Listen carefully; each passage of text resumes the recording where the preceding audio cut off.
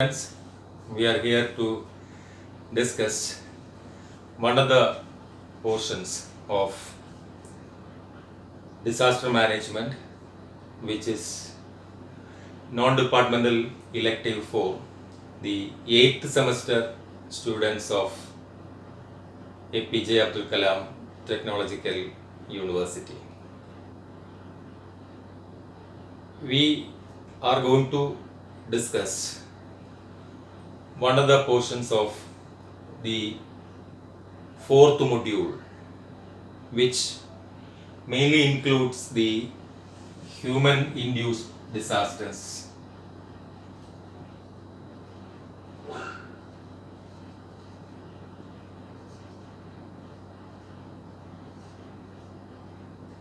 The human induced disasters mainly contain two items. One is soil erosion and the second one is desertification mainly.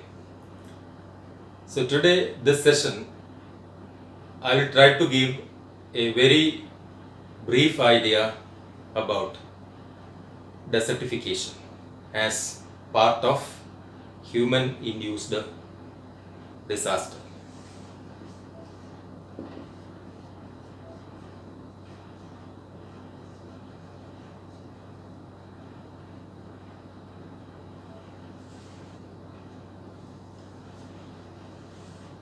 So I would like to ask you something related to desertification. You know that there are mainly three types of natural resources.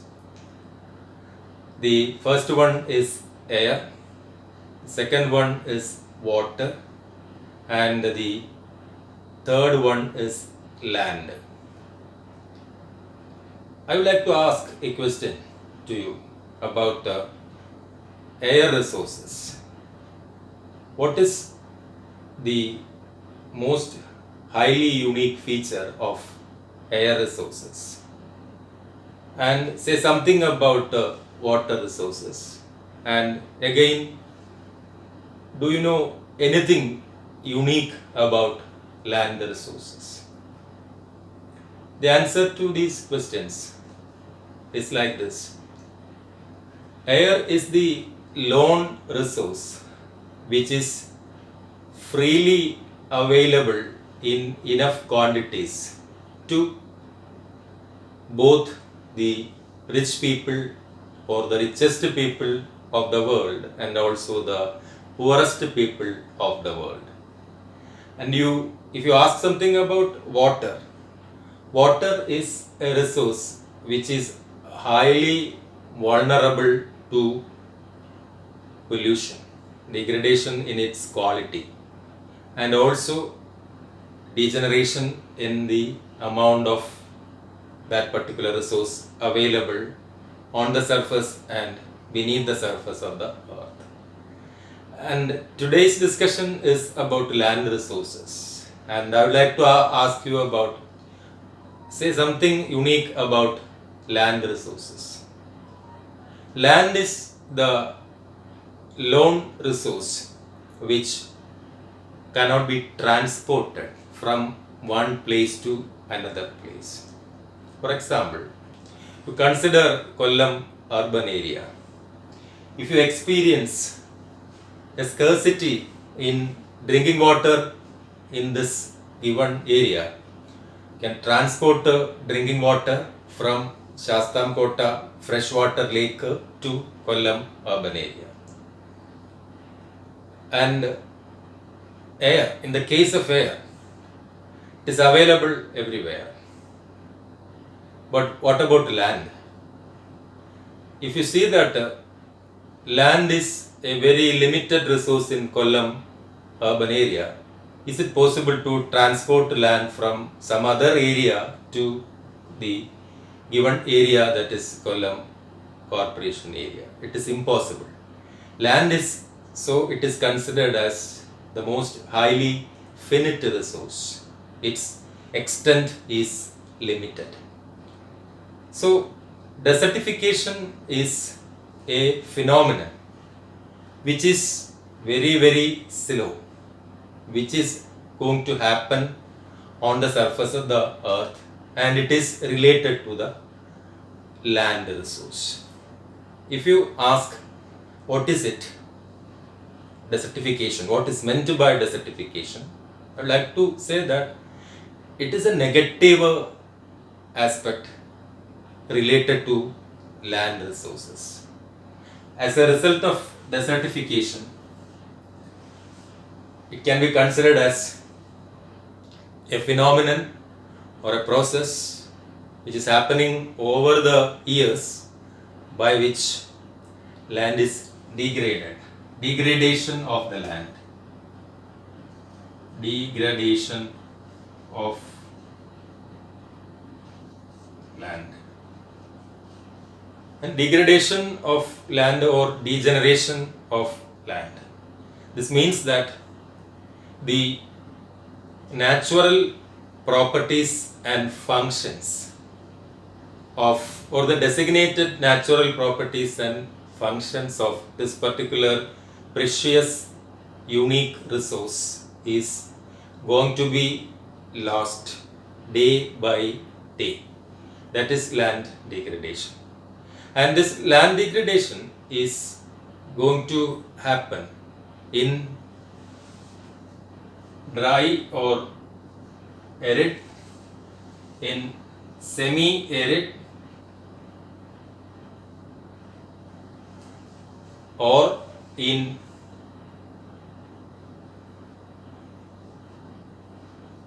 dry subhumid, dry subhumid climatic regions. Climatic regions, right? You may be thinking about this arid climatic region. What is meant by arid climatic region? Arid climatic region is very simple. Say desert-like climate, where the average annual precipitation is equal to or less than 10 inches, or it is about 25.4 centimeter per year. Semi-arid climatic region means a climatic region where the evapotranspiration is more than the precipitation, total precipitation which that particular area is receiving. And the dry humid climatic region is a climatic situation or climatic area that is characterized by humid climate, dry and humid climate, where the atmospheric air is containing more water vapor.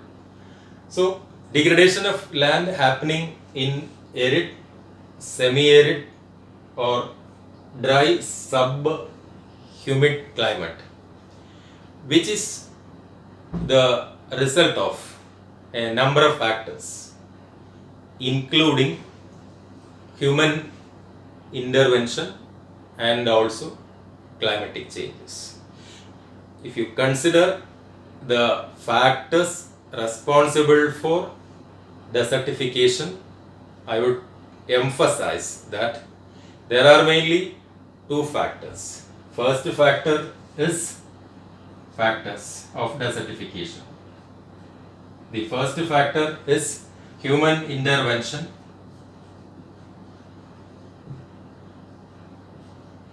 Human interventions on the land resources or surface of the earth, and the second one is climate change.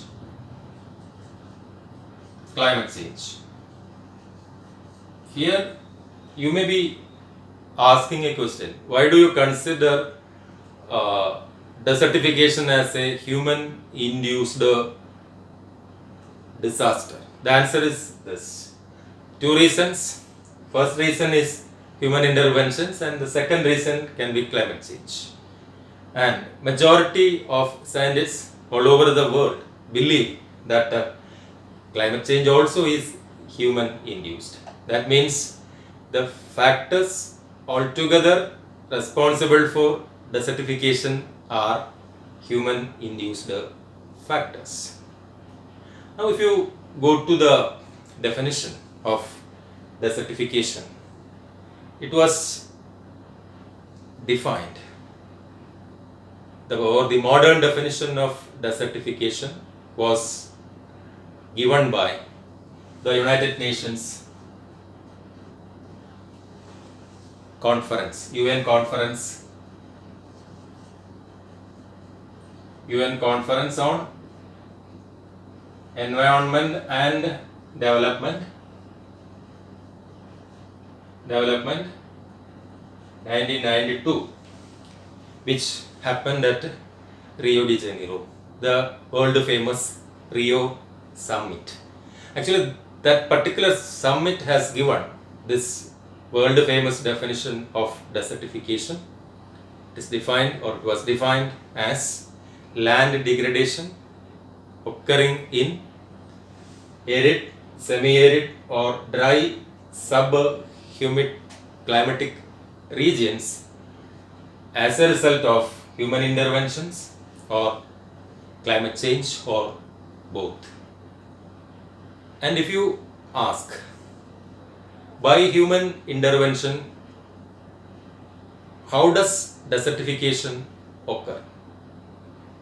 Then you will have to consider some environmental parameters of land as a resource vis-a-vis development. So when you consider land as a resource for development, you have to strongly believe that there is a cut-off value for the ability of the land resource to support any type of or all types of developments. That is known as, the limit is known as the carrying capacity of land resources. Carrying capacity of land resources. Carrying capacity of land resources has two components.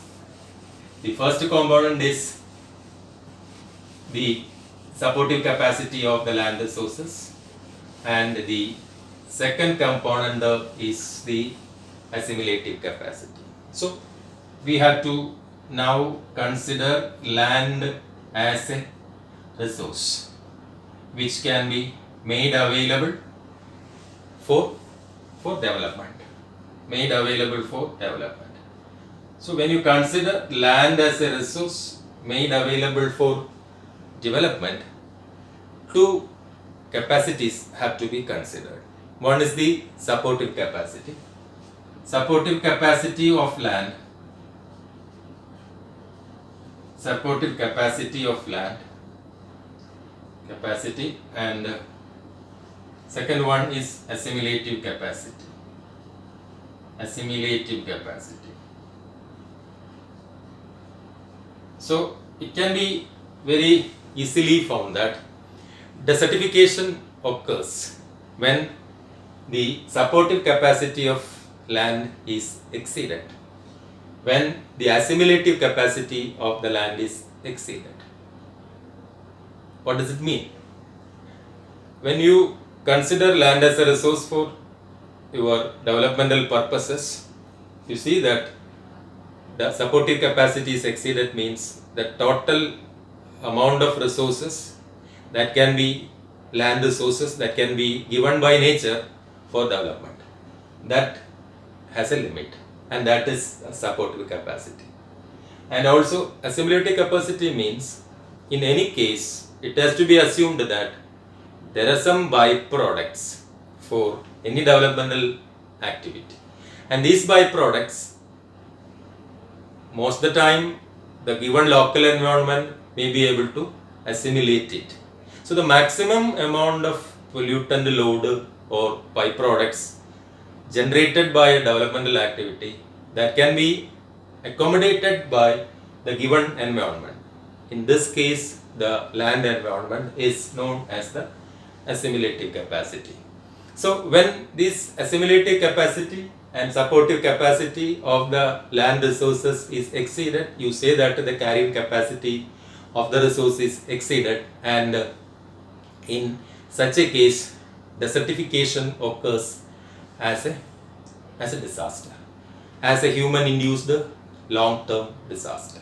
It takes years for a given productive land to be converted to a desertified land.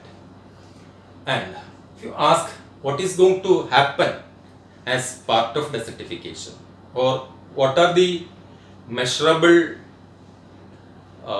parameters of desertification, or how do you know that a land has started undergoing desertification? There are two symptoms. The first symptom is that the biological productivity of the land will be drastically declined. At the same time, or in addition to that, there can be a process changes by which the land becomes inhospitable to organisms, including human beings, other animals, plants, etc. So when you see that a land is showing a particular symptom of reduction of its bioproductivity, and consequent upon bioproductivity, the economic productivity which you are getting from the land. For example, if you consider agriculture as the primary process by which you get the benefits of production from soil or production from land, the productivity, agricultural productivity may be reduced, economic productivity also will be reduced. At the same time, the land becomes inhospitable. It will not be able to support the life of human beings and also other animals and other plants. So these are the symptoms of the desertification process. And if you are going to enter more into desertification, you will see that desertification is not merely reduction of this bio or economic productivity and land becoming inhospitable to animals and plants. It's more than that, in the sense that in 1977 there was a conference of United Nations Conference on Desertification at Nairobi Conference. There, United Nations has given more insight into, or an insight which is based on ecosystem functions. As a result of desertification, there is going to be reduction or decline in the bioproductivity. At the same time, the given ecosystem will not be able to provide the designed functions, its designed functions. It simply means that there is a total degradation of the resources available for development, resources which are available for production, agricultural production or any other type of economic productivity or production, and at the same time the natural ecosystem will be losing its ability to function for supporting life. That is also one of the most important aspect of desertification. And desertification, how does it affect this loss of biofunctions of the system? If you ask that, the most important reason for that is when a particular given land system has started losing its bioproductivity, or when it is starting the process of desertification, you will see that the life of soil is getting affected. for the first time. The life of soil is most of the time completely defined by the microbes present in the soil. The microbes will be surviving in typical situations of temperature, moisture content, and chemical quality of the soil alone. So when desertification started, we can very easily understand that the microbe community are starting their struggle against the imposed interventions of human beings or the interventions which are imposed on the nature land systems by climatic changes. So in such a situation, if you try to find out the land which is more or most vulnerable to desertification, you can see that most of the time it will be dry land or the dryness which is imposed by the human interventions or climatic changes, or at the same time the ratio between precipitation and potential evapotranspiration, that ratio becomes less than 1. In such a situation, that land may get started to undergoing desertification. As a result of desertification, land becomes arable. Arable land. Arable land means the land which has a potential to get plowed or tillaged. Arable land. You can see that if you go through the statistics regarding the generation of arable land over the years, you can see that there is tremendous increase in the arable land all over the world. 265 million hectares was the total arable land in 1700s, and it has become about 1500 million hectares in 1980. So this is the rate, fast rate at which arable land is getting generated. It can be land that is generated by clearing the forests. It can be land that is generated by the reclamation of the wetlands or the marshy land, etc., by which you will be converting a natural ecosystem, natural land for a designated purpose. So the land becomes arable, and this increase in arable land is going to have an implication on desertification. A similar change is generated by deforestation. Deforestation is a process by which you are losing your natural forest as part of human intervention. It can be deforestation can be a process by which there is loss of natural forest, and this natural forest loss is also very huge, which has happened over the years. If you find out the historical aspect of deforestation, you will see that the last 50 years, there is an average reduction of 33% of total forest all over the world. When forested land is lost, it is going to generate severe loss in the surface soil also.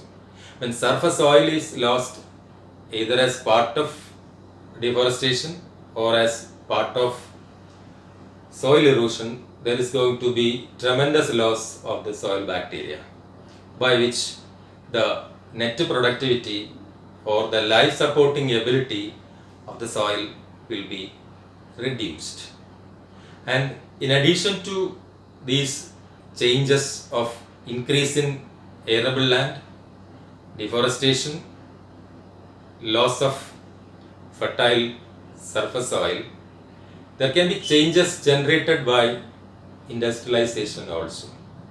When industrialization has started proceeding, the land has started using for two purposes. First one is for constructing buildings for the industries. In that case, the whole that particular land is covered by the building. This land that is covered by a structure like a building is similar to a land that is completely degraded. And another aspect of industrialization was that there was huge amount of industrial solid as well as liquid waste being dumped onto the land, by which the same loss of soil microbes and also productivity of the land occurred in the past. And another parameter that has to be considered as a part of desertification is urbanization. When urbanization occurred all over the world, two things happened. First thing is that people from rural areas, they migrated to the urban areas. So those farmers who were taking care of the land and the soil, they were migrating to urban areas, means there was a loss of human resource to protect the soil in the village areas, by which desertification might have increased to a larger amount. At the same time, urbanization, as a result of urbanization, there was huge pressure exerted on the land area, by which the per capita availability of land was increased to a lower value. That has also, to a certain extent, promoted the desertification process. In order to conclude this, we are supposed to say that desertification is the net effect of the whole different types of land use activities which we are doing on the surface of the land, starting from agriculture, starting from passing through industries, or if you are considering the daily activities of human beings in the modern world. In any case and every case, land is being pressurized. As a result of the modern intensive agricultural practices, huge amount of chemicals are being added to the soil as part of chemical fertilizers and also pesticides and insecticides. These chemicals are going to disintegrate the soil, and the organic carbon content of the soil is getting negatively affected. All these factors are contributing to desertification. Consider the case of industrialization, that is also doing the same effect on land.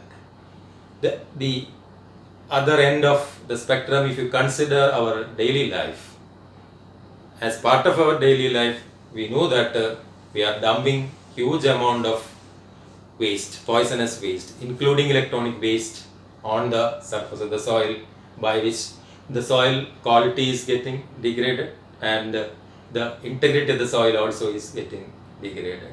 And in the nutshell, you are able to say that desertification is a very important global environmental disaster, human induced disaster, which is mainly caused by human interventions on the nature and also climate change, which is occurring due to degeneration of soil. That's all. Thank you very much.